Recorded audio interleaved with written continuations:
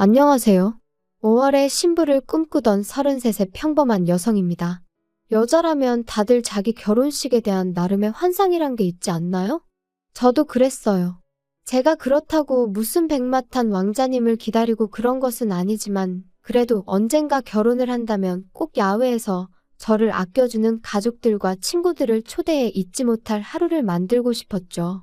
그리고 이후로는 저를 닮은 딸과 남편을 닮은 아들을 하나씩 낳고 싶었고요. 여유가 된다면 아이들 정서를 위해 강아지나 고양이도 드려야겠다 뭐. 나름대로 구체적인 계획도 있었답니다. 하지만 막상 결혼 이야기가 오가기 시작하니까 그런 것들보다는 현실적인 이야기를 더 많이 주고받게 되더니 결말이 썩 좋지가 않네요. 워낙 어이없고 황당하게 파혼을 했다 보니 남자친구라고 부르기도 싫지만 그래도 일단은 이야기를 해야 하니까 편의상 남자친구라고 할게요. 남자친구하고는 친구의 소개로 만났습니다. 친구도 제 결혼 상대라고 해준 건 아니고 남자친구가 먼저 제 친구한테 여자 좀 소개시켜달라고 어지간히 닥달을 했던 모양이더라고요. 그런데 제 친구 주변에 연애를 안 하고 있던 사람은 저 하나였다 보니 저더러 자기 좀 살려달라며 소개팅 한 번만 나가달라 한 거죠. 참고로 제 친구랑 남자친구는 지인관계이기도 했지만 일적으로도 얽혀 있었고 남자친구 쪽이 갑, 제 친구 쪽이 을인 상황이었어요. 그래서 친구가 확실히 거절을 하지 못했던 모양이에요. 아무튼 죽은 사람 소원도 들어준다는데 산 사람 소원 못 들어주겠냐 하는 마음으로 알겠다 했습니다. 하지만 친구의 설명과 달리 약속 장소에서 만난 남자친구는 그렇게 이상한 사람은 아니었어요. 아마 첫 만남이라 긴장이라도 했던 건지 말수도 많지 않았고요. 그리고 저도 뭐 크게 잘해보고 싶은 마음이 있어서 나간 자리가 아니었다 보니 그런 남자친구를 상대로 딱히 먼저 말을 꺼낸다던가 그런 건 안 했습니다. 솔직히 말해서 뜨문뜨문 대화만 이어졌을 뿐 크게 좋을 것도 나쁠 것도 없는 만남이었네요. 그런데 어째서인지 남자친구 쪽에서 애프터 신청을 해왔고 이번에도 친구가 한 번만 더 만나달라고 저한테 부탁을 하는 거예요.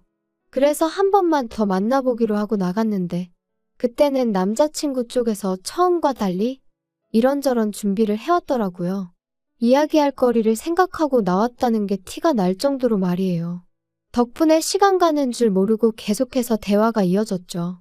그리고 그런 성의 있는 남자친구의 태도에 저도 호감을 갖게 되었던 것 같아요. 아무튼 이후로는 뭐 누가 먼저랄 것 없이 금세 가까워져서 얼마 지나지 않아 사귀는 사이가 되었습니다. 소개해준 친구가 얼마나 기뻐했는지 몰라요. 사귀는 동안 남자친구와는 전반적으로 잘 맞는 편이었어요. 다만 한 가지 정말 사고방식이 다르구나 싶은 게 있었는데 그건 바로 부모님과의 관계였습니다. 일단 저희 가족부터 이야기를 하자면 저희 부모님은 두 분 다 직장 생활을 하셨어요. 그래서 제가 어렸을 땐 할머니가 저를 키워주셨고 중학교에 들어간 이후로는 부모님이 챙겨주신 것도 있었지만 웬만한 건 제가 알아서 찾아 하게 되고 그렇더라고요. 여담이지만 하교길에 비가 내리면 부모님들이 우산 들고 찾아오시는 경우가 종종 있잖아요. 처음엔 어린 마음에 그게 어찌나 부럽던지. 하지만 이내 그런 와중에도 기죽지 않고 씩씩하게 친구 우산을 얻어쓰고 집에 오기도 하고 뭐. 아무튼 저는 저희 부모님 덕분에 꽤나 독립적인 성격으로 자랄 수 있었습니다. 그리고 또 한 가지, 제가 저희 부모님을 보면서 멋지다고 생각하는 게 있는데요. 그건 바로 두 분 다 끝없이 무언가를 배우려고 하시고 나름대로 목표를 갖고 살아오셨다는 거예요. 그래서 두 분 다 경제적으로 여유도 있으시고 마인드도 젊으시죠? 하지만 남자친구의 부모님은 달랐습니다. 아버님은 사업을 하시다 10여 년 전 크게 실패를 하셨는데 이후로 그래도 당신이 왕년에 어디 가면 사장님 소리를 듣던 사람인데 어떻게 남의 밑에서 일을 하겠냐며 뭐가 됐든 기발한 아이디어 하나만 있으면 주변에서 투자를 받는 건 일도 아니다. 그러면 금방 다시 회사 차리고 사장 소리 듣고 사는 거다 뭐 그런 말씀만 줄기차게 하셨던 모양이더라고요. 그리고 그러다 보니 어머님께선 진작에 생활전선에 뛰어드셔야 했는데 어머님이 그전까지는 전업주부로만 사시다 보니 어디 회사를 들어가는 건 엄두도 못 내셨고 그래서 결국 공장에 다니기 시작하셨다네요. 주말에는 마트에서 시식 아르바이트를 하셨고요. 그러다 2년 전부터는 요양보호사로 하루에 매일같이 새집에 들리신다 했는데 솔직히 듣는 내내 마음이 참으로 안 좋았어요. 미래의 제 시부모님이 되실 분들이라 생각하니까 안타깝고 속상하고 그런 것도 있었지만 답답하고 걱정스러웠거든요. 하지만 이런 배경을 알면서도 결혼을 결심한 건 일단 남자친구 자체는 나쁜 조건이 아니었어요. 남자친구는 저보다 연봉도 비록 1,000만 원 정도의 차이였지만 어쨌든 많이 받고 있었고 회사 자체도 대기업은 아니었지만 공기업이나 거의 비슷한 환경이다 보니 웬만큼 문제가 있는 게 아니고서는 잘릴 일도 없다고 했으니까요. 그리고 언젠가 한 번은 묻지도 않았는데 자기는 결혼하고 나서 갑자기 효자가 된다거나 그럴 일은 없을 거라며 효도는 셀프 아니겠어? 그러는데 솔직히 그런 쪽으로 아예 걱정이 없던 것은 아니었다 보니 남자친구가 먼저 나서서 그런 말을 해줬을 땐 뭐랄까. 좀 다행이다 싶은 생각도 들었죠. 거기다 저희는 이미 신혼집이 준비되어 있었습니다. 제가 집이 있었거든요. 아파트를 사게 된 계기는 단순했어요. 대학교를 다닐 때는 부모님 집에서 다니니까 크게 돈 들어갈 일이 없었지만 대학교를 졸업하기가 무섭게 부모님께서 이제 독립하라며 거의 내쫓듯 저를 내보내셨거든요. 그런데 크게 뭐 당황스럽지는 않더라고요.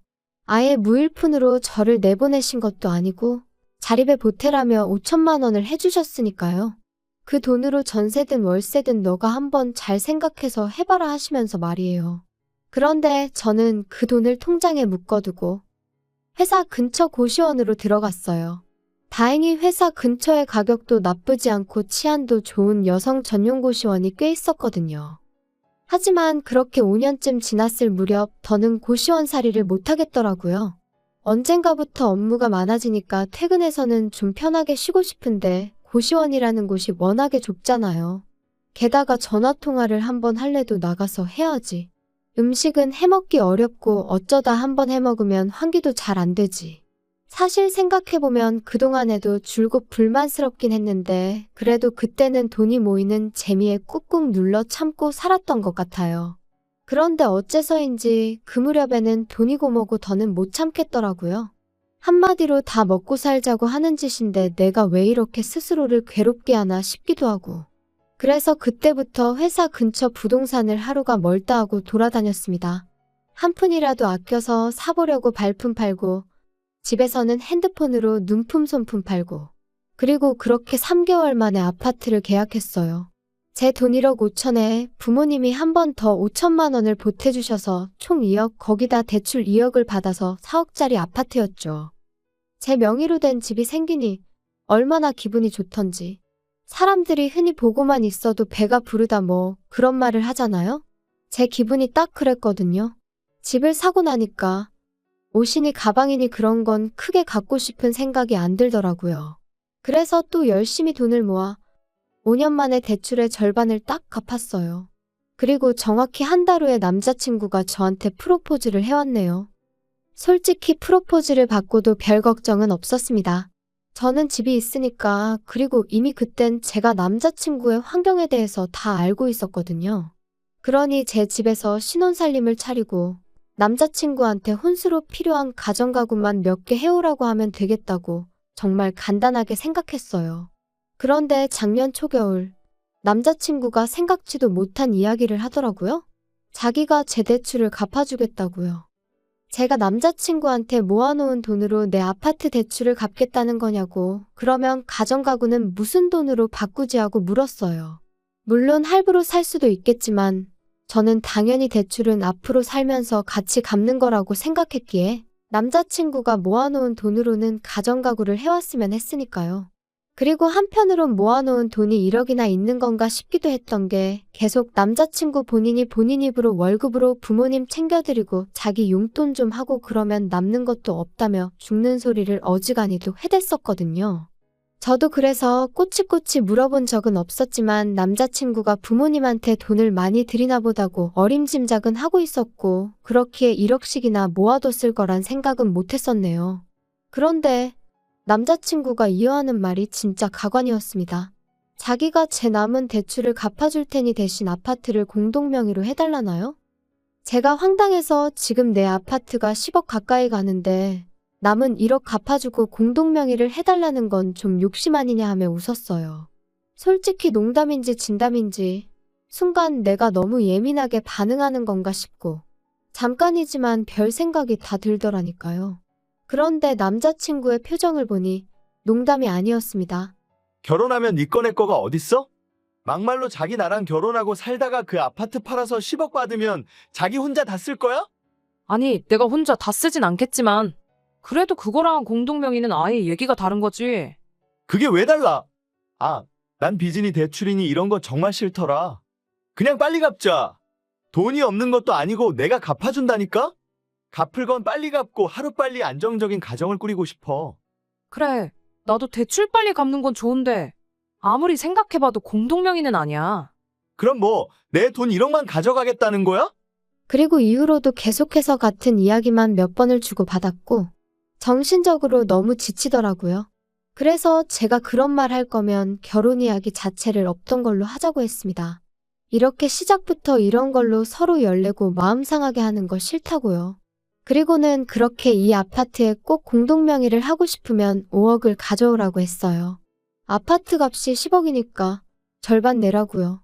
그랬더니 남자친구가 네 돈은 3억 들어갔는데 왜 자기가 5억을 가져와야 하냐며 불공평하다나요?